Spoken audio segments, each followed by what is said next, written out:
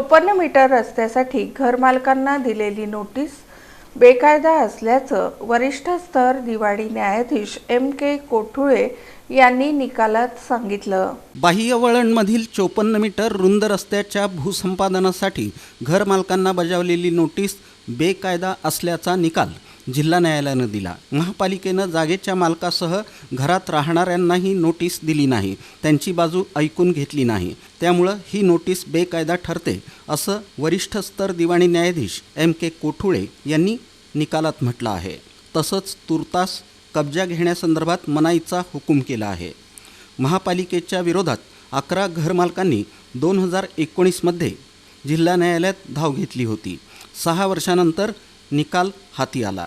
महापालिकेनं 2018मध्ये देशमुख वस्ती, पाटील वस्ती आदी परिसरातील मिळकतदारांना नोटिसा बजावल्या होत्या। महाराष्ट्र प्रादेशिक नगर रचना कायदा कलम 36 नुसार जागा मालकासह ज्यांची घरं बाधित होत आहेत त्यांना सुद्धा नोटीस देणं गरजेचं आहे। तसंच ज्यांची घरं बाधित होत आहेत त्यांचं म्हणणं ऐकून घेणं गरजेचं आहे। ही प्रक्रिया महापालिका प्रशासनानं राबवली नाही, सबब ही प्रक्रिया बेकायदा असल्याचं न्यायालयानं सांगितलं, अशी माहिती घरमालकांचे वकील ॲडव्होकेट निलेश ठोकळे यांनी दिली। जुना पुणे नाक्यापासून ते दमाणी नगरला जाणारा हा शहरातील बाह्यवळण रस्ता आहे। तो झाल्यानंतर CNS हॉस्पिटलपासून ते विजापूर रोडवरील हत्तूर गावापर्यंत हा रस्ता नेण्याचा महापालिकेचा विचार होता।